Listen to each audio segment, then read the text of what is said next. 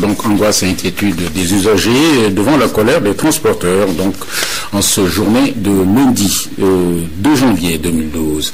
Dakar, pas de transport public, mais quand même ville propre ces dernières 48 heures à l'occasion de la Saint-Sylvestre. En plus, la capitale était bien éclairée sous les lampions, dire que la fourniture en électricité était en continu dans les foyers, comme chez ceux qui ont travaillé tard le 31 décembre.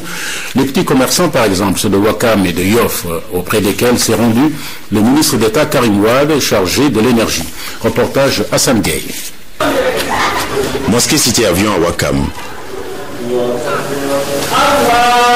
C'est là que le ministre d'État, son directeur de cabinet et collaborateurs ont accompli la prière de Maghreb ce 31 décembre.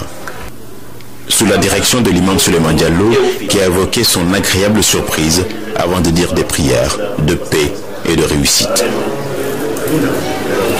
Sur le chemin de la première concession qu'il aura visité, clameur et main tendue, campe le décor.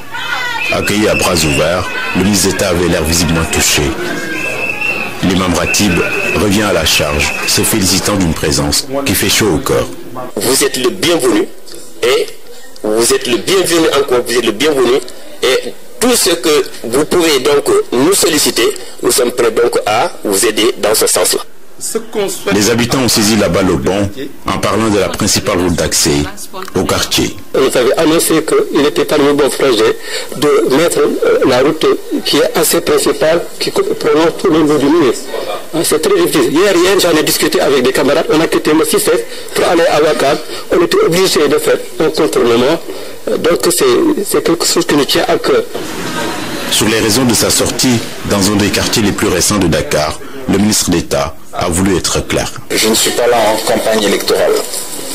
Je suis là en tant que ministre qui, depuis un peu plus d'1 an, a eu à gérer un secteur qui était en crise, le secteur de l'énergie, avec les problèmes de délestage et les problèmes d'électricité. Donc je suis venu m'assurer qu'aujourd'hui, la distribution est satisfaisante. Nous nous engageons à être le quartier pilote. Il en profite d'ailleurs pour vulgariser les LBC, lampes à basse consommation, efficaces dans le contrôle de la consommation. Imam, Madame la Présidente, je voudrais vous remettre des lampes à LBC qui vont non seulement permettre à l'État de faire des économies substantielles en termes d'investissement, mais surtout qui vont vous permettre, vous, de baisser votre facture d'électricité de près de 30%. La proximité se poursuit avec le tailleur qui expose ses modèles sans crainte de défaut de courant. Dans l'usage des LBC, il est même en avance sur son temps. Les lampes à basse consommation, c'est bien pour les ménages. C'est bien, je vois d'ailleurs, je félicite ici parce qu'on utilise une lampe à basse consommation. Chez la vendeuse de sandwich, le ras-le-bol est terminé.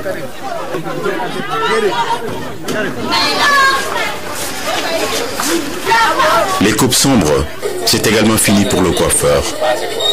Dialogue sous le regard du Messie du ballon rond. C'est vrai, le travail, il n'y a pas eu de problème d'électricité. Il n'y a pas eu de coupure. C'est le directeur général de la Sénélec. S'il y a eu des coupures, il faut le dire. Nous me souhaitons la bonne année.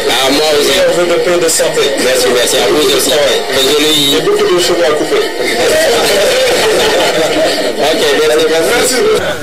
Avec le boutiquier à Yoff, l'accueil est chaleureux malgré les rafraîchissements et les sodas.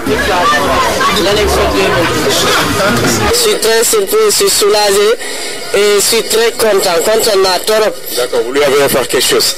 Oui, avec beaucoup de plaisir, avec plein de sincérité. Et monsieur le ministre, je vous souhaite bonne continuation, bonne année et bonne continuation d'art.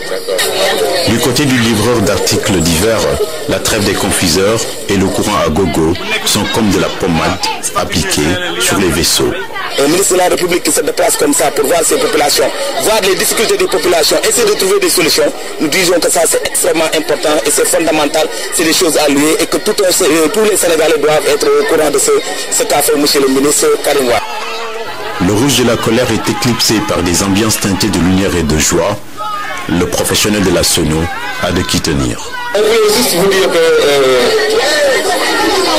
notre génération est contente et fière de vous, particulièrement à M. Karim Wade. le ministre d'État finit sa course dans un dernier salon de coiffure. Pour 2012, le meilleur est à venir. Le 31 décembre, c'est la fin d'une année, donc c'est la fin des délestages.